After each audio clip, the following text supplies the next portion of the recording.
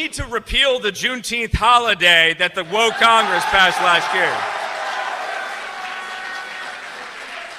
That's non-negotiable. No more woke holidays. It's time to go back to the 4th of July.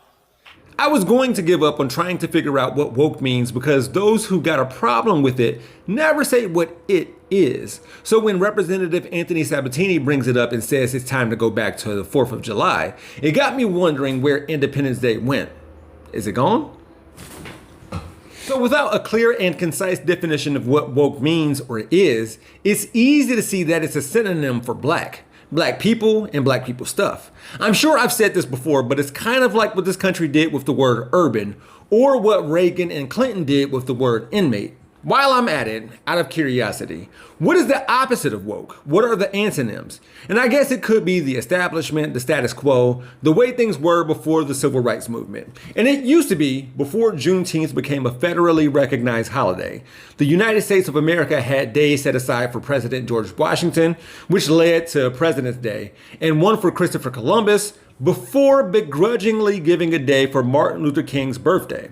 More on this later. With that said, another synonym for woke is diversity. And we've seen how if black and brown people were merely present in some spaces, like the White House or the Supreme Court, suddenly it's about qualification or lack thereof. As if the first 44 of 45 presidents were worthy and ready-made to be commander-in-chief. Or the white men who became justices didn't become that because of their skin color. Affirmative action benefits white women the most, and white men dominate legacy admissions in college.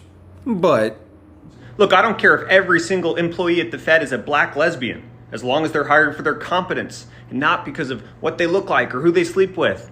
News for Joe Biden, we are done with this affirmative action regime. I can't think of a single policy since the end of Jim Crow that's been worse or more divisive for race relations in this country. And what we see in reality is even being displayed in fantasy. Plus, check what's happening with the Lord of the Rings franchise. According to this article, Brandon Morris of Red State sees wokeness as a hard left ideology that focuses on shallow forms of identity to create victims and oppressors and elevate a person's race, gender, or sexual identity over other issues like character.